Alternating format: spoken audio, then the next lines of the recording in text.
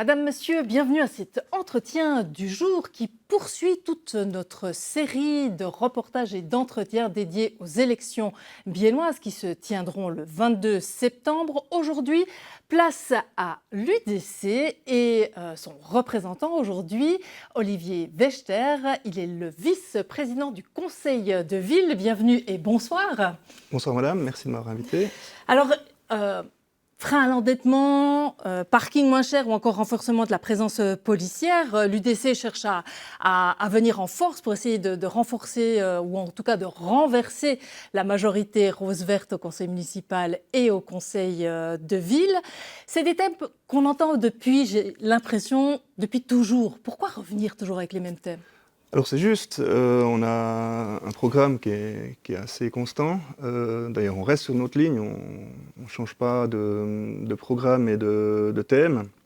Mais tout simplement, s'ils sont encore là aujourd'hui, c'est qu'on estime qu'ils n'ont pas été réalisés. Donc pour nous, c'est important de défendre, de continuer de défendre ces éléments et ces thèmes. Il n'y a pas que l'UDC d'ailleurs qui défend certains thèmes. Ils sont communs au bloc bourgeois et c'est peut-être une nouveauté pour ces élections. Vous remarquerez qu'il y a ce que la gauche a toujours fait, et ce qui a réussi à la gauche d'ailleurs. Les partis bourgeois se sont aussi mis ensemble pour présenter des candidats communs. C'est quelque chose de vraiment nécessaire pour avoir le moindre espoir, parce qu'on le rappelle. Absolument. Vous aviez quand même, il y a 4 ans, fait un bon résultat, puisque vous étiez arrivé deuxième avec 15% au scrutin, juste derrière les Verts. C'est pour ça que ça a basculé à gauche au niveau du conseil de ville. Donc cette coalition, on va dire vraiment de centre-droite, c'est la seule recette possible pour gagner, on va dire, dans cette ville dont l'ADN est quand même bien à gauche. Exactement, donc Bienne est toujours cataloguée comme ville rouge, c'est pas négatif, c'est la définition de Bienne. Et puis la seule façon de renverser un gouvernement de gauche, donc le faire basculer au centre-droite ou à droite, c'est effectivement de s'allier, de travailler ensemble sur des thèmes communs. Alors on n'a pas tous les mêmes programmes, mais la majorité des programmes se ressemblent, et c'est la meilleure façon de faire balancer le conseil de ville au centre-droit ou à droite. Et la mairie. Alors, souvent dans la bouche des politiques UDC, la ville de Bienne, elle est sale, elle est dangereuse, elle est endettée, elle est trop culturelle. Vous parlez même de culturelle, de métropole culturelle mondaine. Il y a quelque chose qui va à Bienne ? Oui. Vous savez, quand vous présentez à une élection, vous devez un petit peu accentuer les traits des thèmes que vous défendez. C'est quelque chose que tout le monde fait, c'est le jeu, exactement, que ce soit à gauche ou à droite. Et alors, Bienne sale, Bienne est sale parce que les gens ne jettent pas leurs déchets dans les poubelles, par exemple. Le seul point relativement négatif, c'est qu'à Bienne, on a peut-être des poubelles qui sont trop petites. Ça, c'est un élément qui m'a souvent été soulevé par les citoyens et les citoyennes, ou les citoyennes et les citoyens. Pas assez de poubelles et des poubelles trop petites qui sont trop vite pleines. Donc du moment qu'on a des poubelles, les gens vont jeter, et puis si les gens jettent à côté, il suffit de sanctionner et de leur mettre des amendes, de les éduquer en fait. Bien, alors ils doivent les garder dans leur poche, quoi. C'est ça que vous dites. Ils jetteront, ils veulent le mettre dans une poubelle. Je reviens à ma question, vous avez parlé de qu'est-ce qui va à Bienne ? Alors oui, ce qui va, ce qui va à Bienne, alors Bienne déjà est bilingue. Donc ça va bien parce que c'est une richesse d'avoir deux langues. Il y a plus que deux langues à Bienne, mais d'avoir deux langues, le français et l'allemand. Ensuite, au conseil de ville, vous n'êtes que 2 représentants francophones du côté de l'EDC. Luca Francescuto et moi-même, oui, actuellement on est 2. Donc l'UDC est bilingue, totalement bilingue ? L'UDC est bilingue, l'UDC est biennoise en fait. On pratique le biennois lors de nos séances, c'est-à-dire que chacun parle dans sa langue et comprend l'autre. La majorité des membres sont parfaitement bilingues et une partie est plus ou moins bilingue. Donc ça, c'est quelque chose qui va. Donc vous êtes prêt, en tant que parti, à promouvoir tous les instruments possibles, notamment dans les écoles, le bilinguisme ? Bien sûr. Et je siège aussi à la commission du gymnase du bien-être du Jura-Bernois maintenant. Et là aussi, il y a des classes bilingues qui ont été mises en place. Au niveau secondaire, ça se met aussi en place, ça s'est mis en place, ça commence gentiment. Et c'est le but. Si Bienne arrive à avoir des classes bilingues, c'est parfait pour les Biennoises et les Biennois. C'est la meilleure façon d'apprendre une langue ou de maîtriser 2 langues, c'est de la parler. Donc, Donc on reste dans l'ADN de la ville, en tout cas avec son bilinguisme.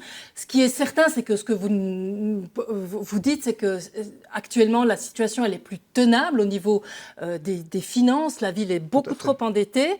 Quelles sont les solutions en fait pour freiner cet endettement?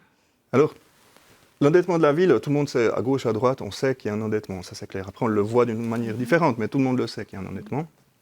La question, c'est comment le gérer. Donc à gauche, on a plutôt tendance à vouloir augmenter les taxes, soit les impôts, les taxes diverses et variées.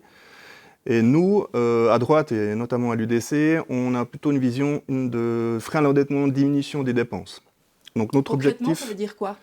Alors, diminuer les dépenses, c'est prioriser en fait, prioriser les dépenses. Et donc la priorité, vous la mettez où, l'UDC, dans les finances? Par exemple, si vous avez un bâtiment qui menace de s'effondrer, là, la priorité, c'est de mettre aux normes le bâtiment. Alors, pas d'en refaire un nouveau avec plus de luxe. Par exemple, une école, vous dites, tout comme ça?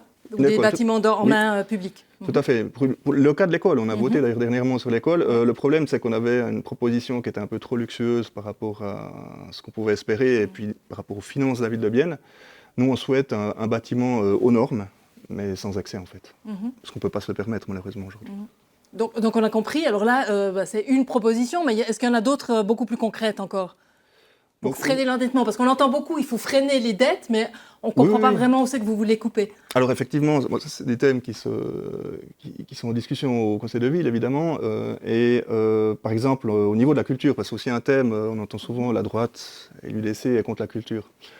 Alors c'est l'UDC qui est contre la culture. Le reste de la droite a participé au débat culturel organisé par l'organisation fêtière. L'UDC était la seule absente à ce débat. Personne n'était présent malheureusement on n'a pas pu. Culture. Et puis les autres ont tous dit qu'il n'y a personne qui a envie de couper dans la culture. Donc maintenant, est-ce que l'UDC veut couper dans la culture?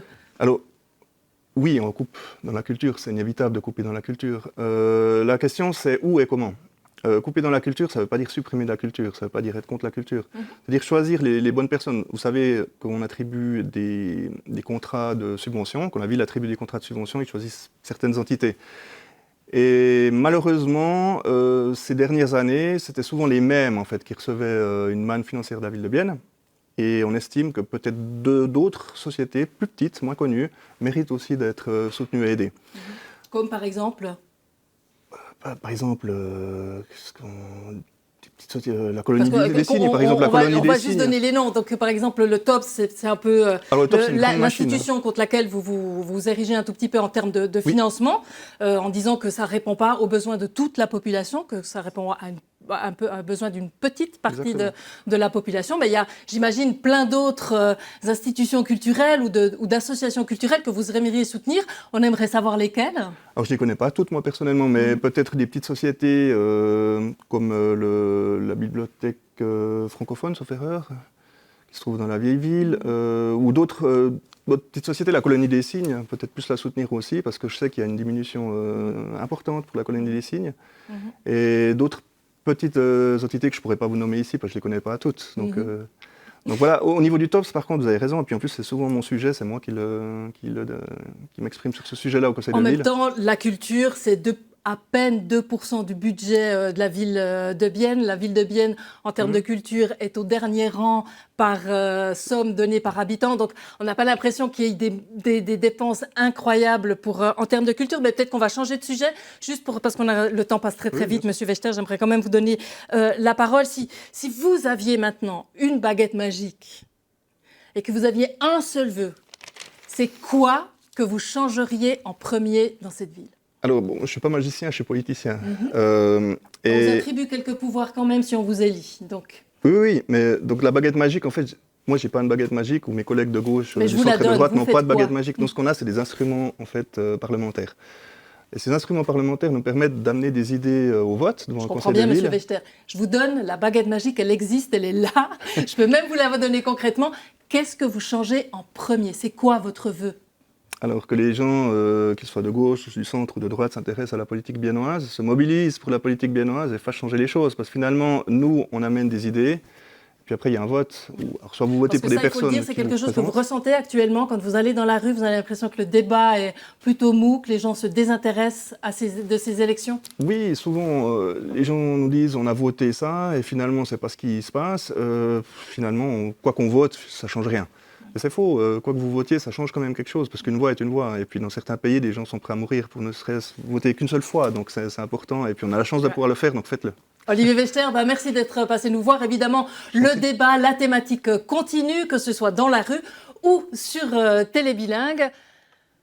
Merci, mesdames et messieurs, d'avoir suivi cet entretien. Le sujet est de loin de ne pas épuisé. Restez sur Télé Bilingue et informez-vous pour pouvoir aller voter.